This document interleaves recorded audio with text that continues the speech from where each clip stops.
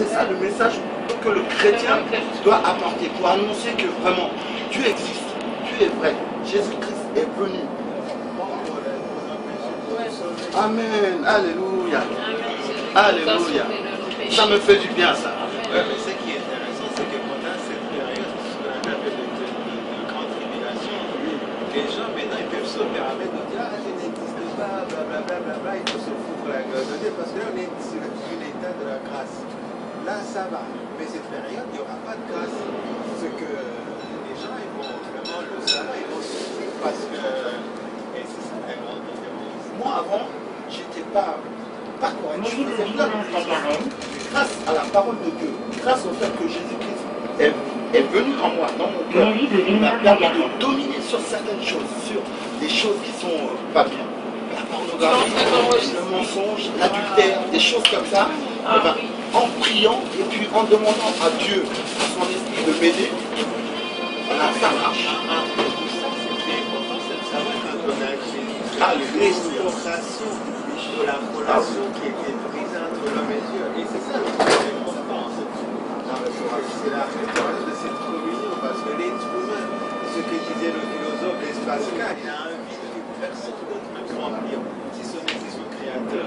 Je dois dire que certains le remplissent par l'alcool, certains le remplissent par des femmes, certains le remplissent par l'argent, certains le remplissent par le besoin de faire des choses, se droguer par la drogue, des choses comme ça. Alors que finalement, il n'y a que le Seigneur, Dieu, le Christ qui peut nous apporter ça. Mais tu ne vas pas venir dire à quelqu'un, maman change ta vie. Il n'y a que Dieu lui-même qui change. Il suffit simplement de notre part, c'est une volonté. Amen. Amen. Alléluia. Je suis venu dire à quelqu'un ce message ce soir. Prêchez la parole. Il faut y croire aussi, parce qu'il y a des gens qui croient pas en Dieu. Dieu existe bien et clair, il faut le dire. Tant que tu ne vis pas une expérience personnelle, tu ne le rencontres pas. Il faut déjà croire. Alléluia. Parce que si tu ne crois pas même ces histoires-là, moi je crois, je ne vais pas croire non plus. Il faut déjà croire. Et Dieu existe. Il existe bel et bien. Non. Il reste encore deux arrêts. Dieu existe. En tout cas,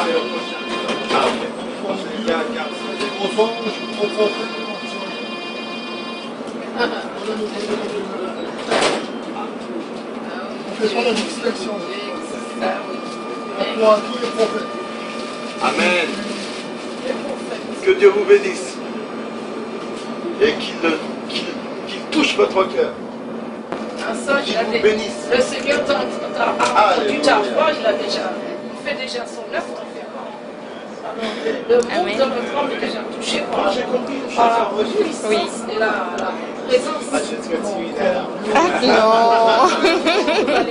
Faut pas être timide. C'est moi qui dis ça, faut pas être timide, Samir. C'est pas un homme qui change quelqu'un, c'est Dieu qui change un homme.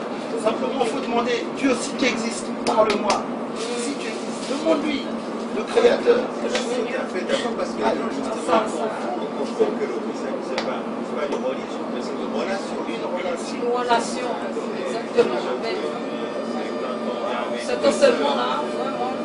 Il fallait que je n'en prenne pas au cœur là, pour poser des questions. Ça change l'homme. Ça fait qu'un homme n'est pas un homme normal, c'est un homme extraordinaire, un homme qui vit du surnaturel. On n'est pas encore là, hein, mais bon, c'est bon à savoir. Bon, je me calme parce que j'ai besoin de boire un verre.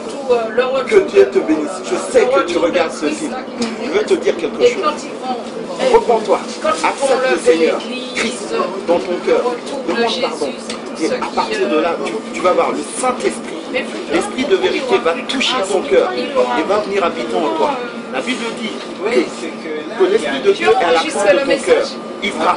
Tu lis simplement ton cœur et tu l'acceptes. Tu dis, oh, l'Esprit de Dieu, viens habiter en moi. Et quelque chose va se transformer en toi. Et ça va te donner la force de pouvoir lutter contre le péché et changer ta vie. Que Dieu te bénisse. Amen. Amen.